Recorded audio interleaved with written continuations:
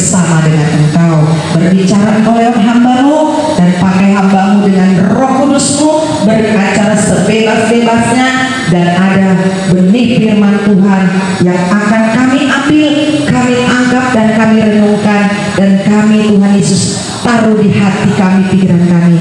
Itulah yang menjadi kekuatan bagi kami. Terima kasih Bapa, berfirman Engkau di dalam nama Tuhan Yesus. Haleluya. Amin. Silakan duduk saudara yang terkasih dalam Kristus Yesus Tuhan. Apa kabar pagi hari ini? Puji Tuhan. Haleluya. Luar biasa ya, karena kita memiliki Tuhan yang luar biasa. Apapun boleh terjadi di dalam kehidupan kita, satu hal kita percaya, Tuhan kita tetap sama, dulu, sekarang, sampai selama-lamanya. Dia Tuhan yang baik. Amin. Amin. Dia tidak pernah melakukan yang tidak baik di dalam hidup kita. Ingat, nyawanya sendiri Dia berikan kepada kita. Wow, begitu luar biasa ya. Begitu baiknya Tuhan itu dalam hidup kita. Biarlah kita berkata, apapun yang terjadi di dalam hidupku, aku tetap berkata, Tuhan Yesus baik. Amin. Pada hari ini kita mau diberkati dengan kebenaran firman Tuhan.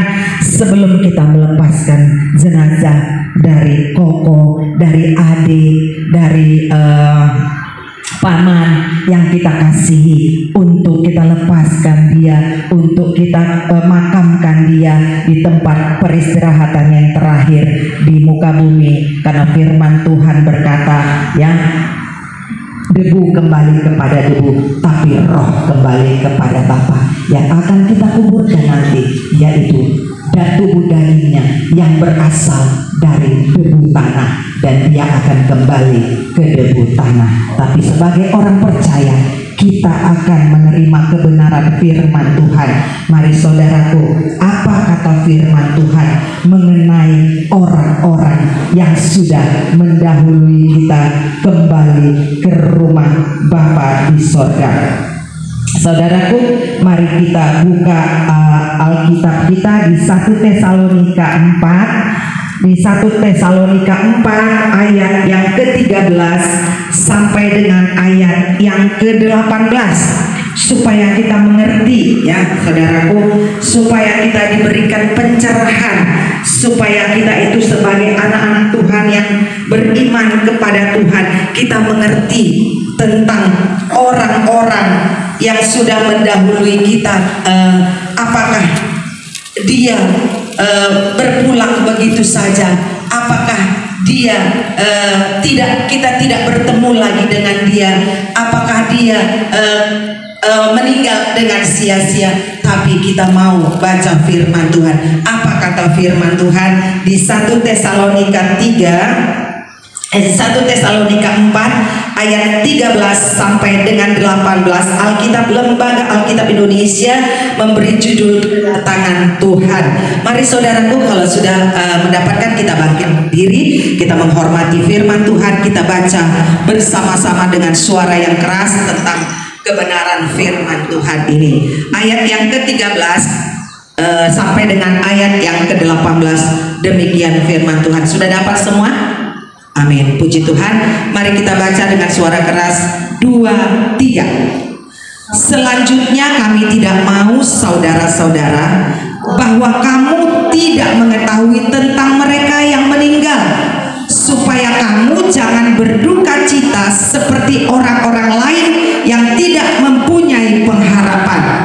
Karena jikalau kita percaya bahwa Yesus telah mati dan telah bangkit, maka kita percaya juga bahwa mereka yang telah meninggal dalam Yesus akan dikumpulkan Allah bersama-sama dengan Dia. Ini kami katakan kepadamu dengan firman Tuhan kita yang hidup, yang masih tinggal sampai kedatangan Tuhan, sekali-kali tidak akan mendahului mereka yang telah meninggal. Sebab pada waktu tanda diberi, yaitu pada waktu penghulu malaikat berseru dan sangkakala Allah berbunyi, maka Tuhan sendiri akan turun dari sorga, dan mereka yang mati dalam Kristus akan lebih dahulu bangkit. Sesudah itu kita yang hidup, yang masih meninggal akan diangkat bersama-sama dengan mereka dan awan menyongsong Tuhan di angkasa.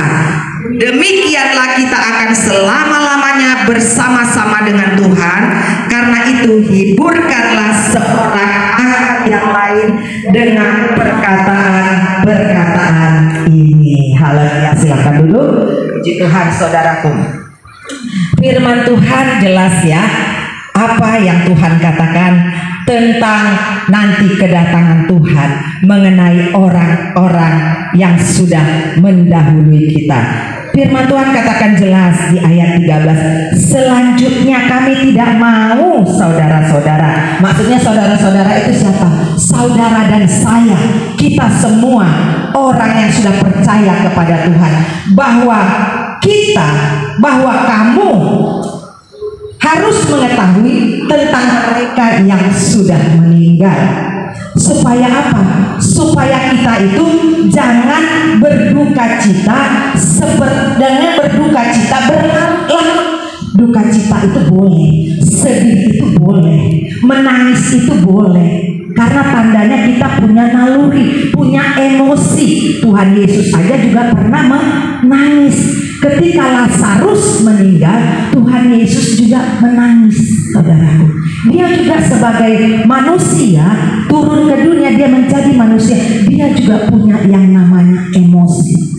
Tapi saudaraku, dikatakan di sini kita tidak boleh berduka cita seperti orang yang tidak mempunyai pengharapan.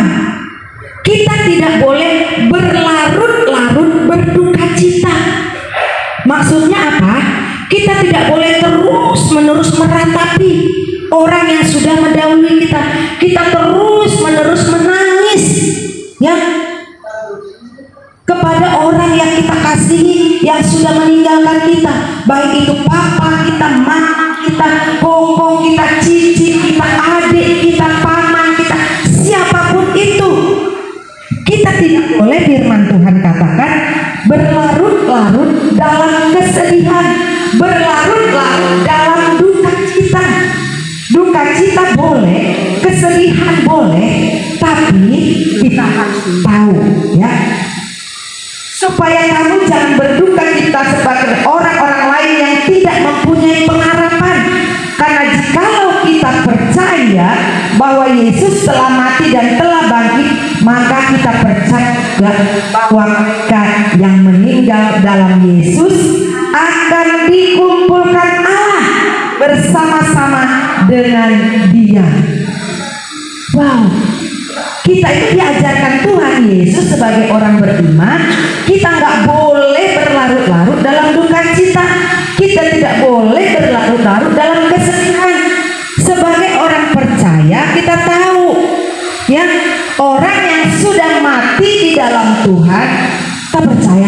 Saya menanya kepada keluarga, Bapak almarhum Juli Januari, dia orang yang sudah di dalam Tuhan atau masih di luar Tuhan?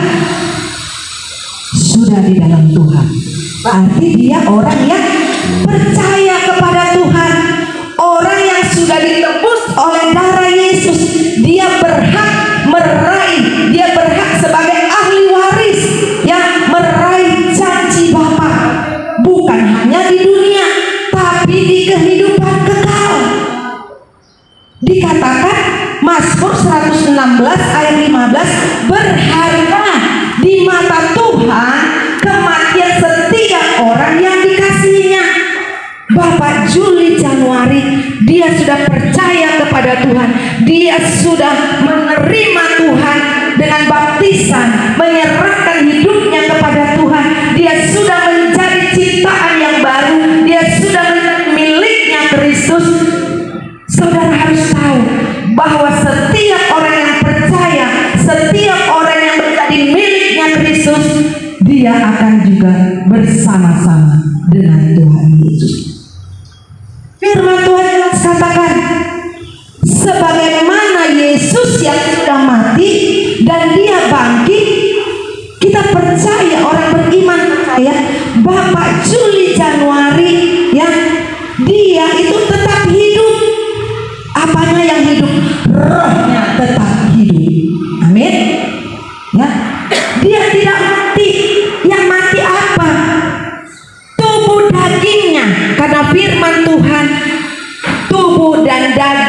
tidak mendapat tempat di dalam kerajaan surga. Yang kembali rohnya dari Bapak Juli, yang sudah percaya kepada Yesus, itulah yang kembali kepada Bapa. Dia hidup selama-lamanya karena Tuhan Yesus ketika dia mati, dia tubuhnya dikuburkan dan dia bangkit, ya, dengan tubuh kemuliaan. Makanya ketika dia bangkit, ketika orang ingin menjamah tubuhnya, dia katakan belum waktunya, jangan jamah, karena tidak bisa menjamah tubuh Yesus. Nah, ketika tubuh Yesus sudah diubahkan dengan tubuh kemuliaan, baru dia datang kepada Thomas. Thomas, supaya engkau percaya ini aku, tusukkan jarimu ke tanganku yang berlubang paku. Nah, saudaraku, Yesus kita hidup, kita percaya orang yang mati di dalam Kristus, dia juga akan hidup. Makanya supaya kita, orang yang percaya kepada Tuhan, mendapatkan pengharapan, mendapatkan penghiburan yang daripada Tuhan, karena duka cita kita ini hanya sementara. Ya, duka cita yang kita alami ini hanya sementara. Tuhan akan menghiburkan kita lewat firman Tuhan. Di dalam ayat-ayat ini menjelaskan bahwa orang percaya yang meninggal dalam Kristus akan dibangkitkan pada kedatangan Kristus kedua kali. Ya, dia akan dibangkitkan.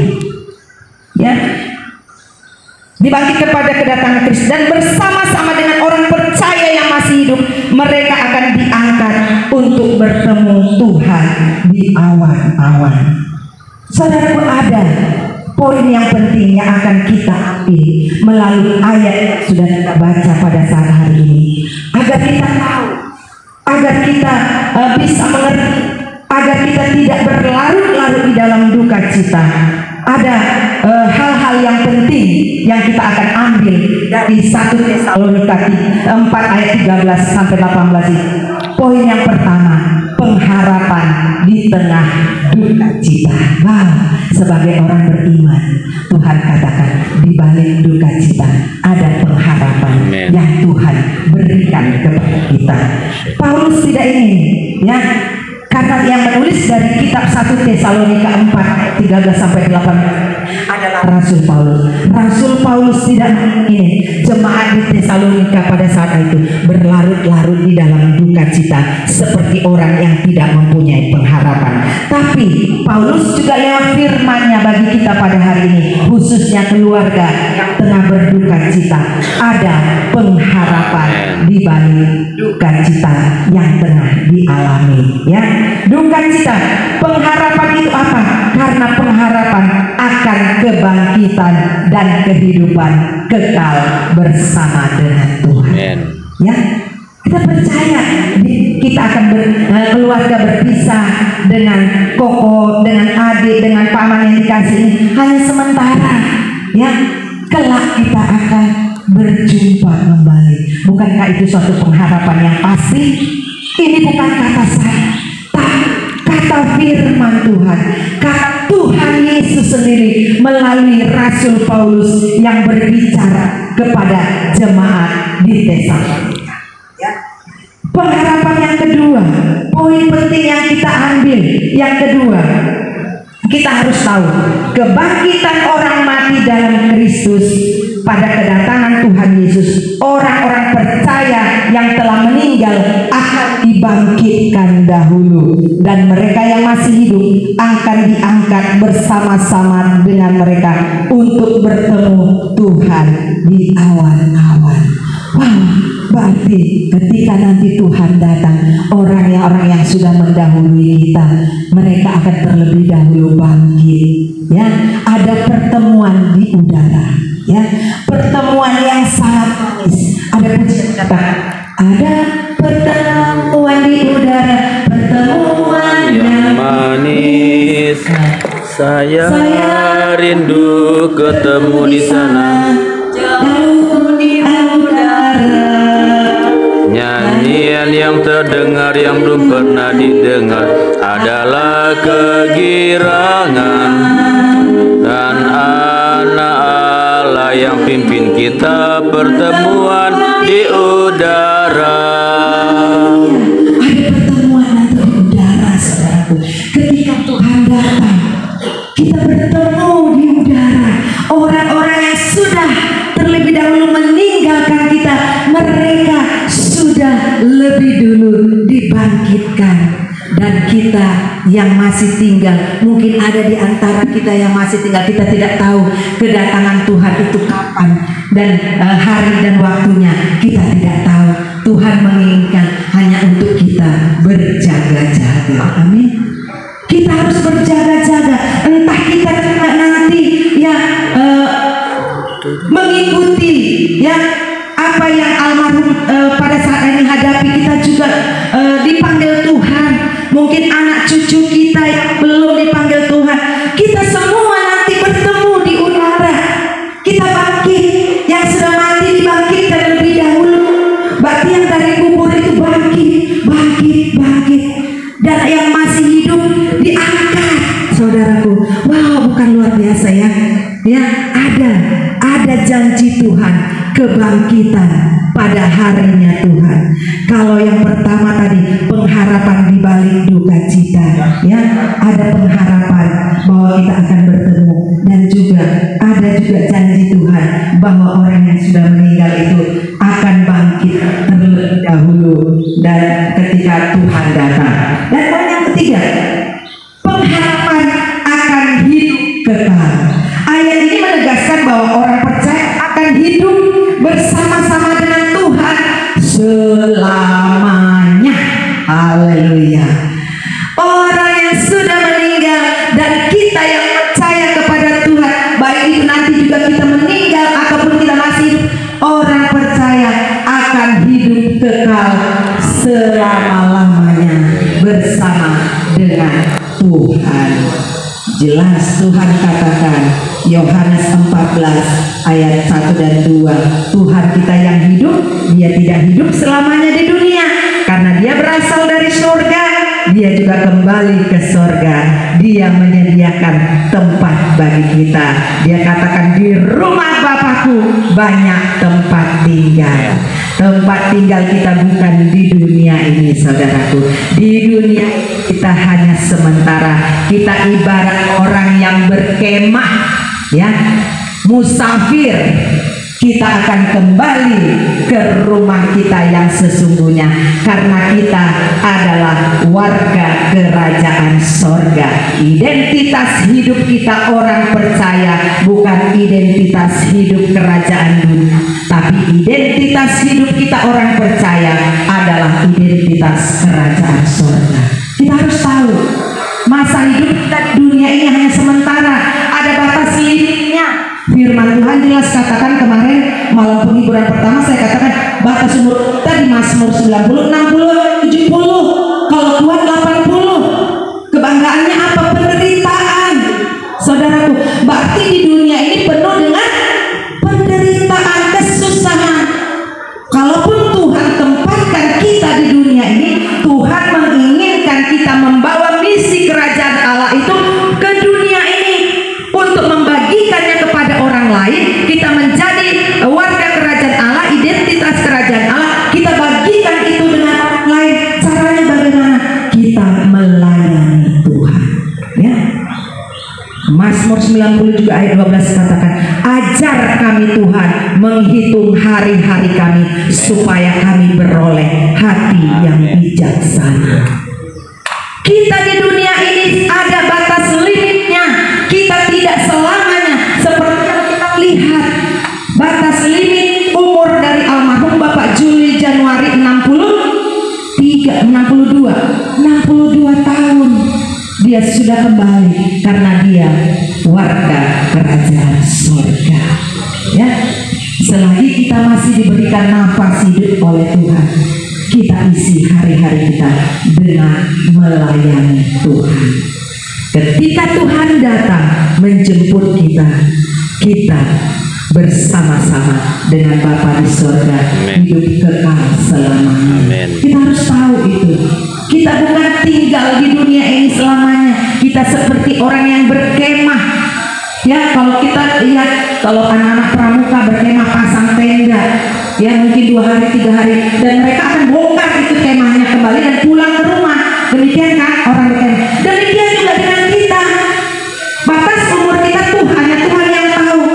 Ketika nanti Tuhan, waktunya Tuhan membongkar kemah kita yang ada di dunia, Tuhan katakan rumahmu sudah selesai di sorga, kembali anakku.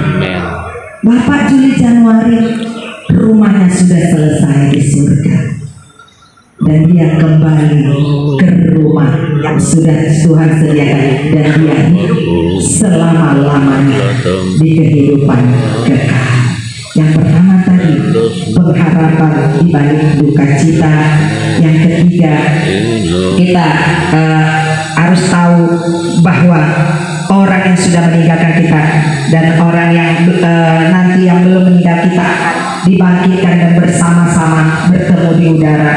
Dan kita harus tahu melalui ayat ini ada pengharapan hidup kekal di dalam kehidupan kita.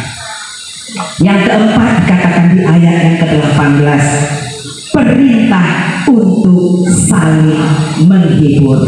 Saudaraku, kalau orang yang berlarut-larut dalam duka cita, mereka bisa menghiburkan orang atau tidak? Tidak kan? Bagaimana dia menghibur orang lain sementara dia juga masih terus berlarut-larut dalam duka cita? Makanya Tuhan katakan orang percaya tidak boleh berlarut-larut di dalam kesedihan, di dalam duka cita. Karena apa? Supaya kita, ketika kita mengalami Tuhan di dalam hidup kita, ketika kita diberikan Tuhan penghiburan, kita juga bisa menghibur orang lain. Ini jelas dikatakan firman Tuhan di ayat 18. Dikatakan gini, demikianlah kita akan selama-lamanya bersama dengan Tuhan. Karena itu hiburkanlah seorang akan yang lain dengan perkataan-perkataan ini. Rasul Paulus mendorong jemaat untuk saling menghibur dengan firman Tuhan. Kita juga yang sudah mendengar firman Tuhan pada hari ini, kita sudah dikuatkan, kita sudah mengalami Tuhan lewat firman-Nya. Kita tahu ya pengharapan apa di balik kematian, di balik duka cita yang kita hadapi. Kita mendapatkan penghiburan bahwa kebangkitan orang-orang yang mati itu nyata, dan kita mendapatkan kehidupan kekal ketika kita orang percaya dipanggil Tuhan. Dan yang keempat, Tuhan katakan kita harus menghibur orang yang tengah berduka. Biarlah keluarga di tempat ini dikuatkan dengan firman Tuhan. Biarlah keluarga di tempat ini mengalami Tuhan, biarpun di balik duka cita, ya, karena firman Tuhan ada di dalam kehidupan kita semua dan juga keluarga yang tengah berduka. Keluarga ini mendapatkan penghiburan, dan keluarga ini bisa bersaksi juga ketika nanti melayani orang yang berduka. Keluarga ini juga bisa menghiburkan yang lain. Ini yang dilakukan oleh Rasul Paulus. Rasul Paulus mendorong jemaat di Tesalonika, jangan berlarut dalam kesedihan, tapi mari ya kita menghibur satu dengan yang lain. Dengan apa? Bukan dengan perkataan-perkataan yang kosong, tapi dengan perkataan firman Tuhan. Karena firman Tuhanlah kekuatan di dalam kehidupan kita. Karena kita tahu kita mempunyai Tuhan yang hidup, kita mempunyai Tuhan yang sungguh baik bagi kita. Dia adalah gembala yang baik di dalam kehidupan kita. Di Mazmur 23 ayat 1 dan 2 firman Tuhan kata, mari kita baca di poin yang terakhir ya, di Mazmur 23 Mazmur 23 ayat 1 dan sampai ayat yang ke-6. Demikian firman Tuhan, saya akan baca gembalaku yang baik. Tuhan adalah gembalaku, takkan kekurangan aku. Ia memberikan aku di padang yang berumput hijau. Ia membimbing aku ke air yang tenang. Ia menyegarkan jiwaku. Ia menuntun aku ke jalan yang benar oleh karena namanya. Dengar ayat 4. Sekalipun aku berjalan dalam lembah kekelaman, aku tidak takut bahaya, sebab Engkau besertaku. Gadamu dan tongkatmu, itulah yang menghibur aku. Engkau menyediakan hidangan bagiku di hadapan lawanku. Engkau mengurapi kepalaku dengan minyak, pialaku penuh melimpah. Kebajikan dan kemurahan belaka akan mengikuti aku seumur hidupku, dan aku akan diam dalam rumah Tuhan sepanjang masa. Haleluya. Sekalipun kita berjalan di dalam lembah kekelaman. Lembah kekelaman itu berbicara apa, saudaraku? Kesedihan, duka, cita, marah, bahaya, sesuatu yang gelap, sakit, penyakit, dia tetap ada bersama dengan kita karena dia adalah gembala yang baik. Ya, kita tetap nanti bersama-sama dengan dia di rumah Bapa selama-lamanya. Haleluya. Biarlah keluarga di tempat ini mendapatkan penghiburan yang daripada Tuhan, karena penghiburan yang daripada Tuhan itulah yang menyertai, yang memberikan kekuatan bagi setiap langkah yang akan dijalani ke depan. Walaupun perpisahan sementara dengan almarhum Bapak Juli Januari, biarlah kita kenal segala apa yang sudah dia berikan selama masa hidupnya kepada kita, khususnya keluarga sepanjang 62 tahun ini. Biarlah itu menjadi berkat, biarlah itu menjadi motivasi bagi kita untuk kita mengalami Tuhan di dalam kehidupan kita. Satu hal kita percaya, ada batas limit di dalam kehidupan kita. Kelak kita juga akan menyusul seperti yang sudah kita lihat di depan kita. Kita juga nanti akan kembali ke rumah Bapa, karena kita bukan warga kerajaan dunia, karena kita berasal daripada sorga. Seperti orang-orang yang percaya, yang sudah ditebus oleh darah Yesus, kita akan nanti bersama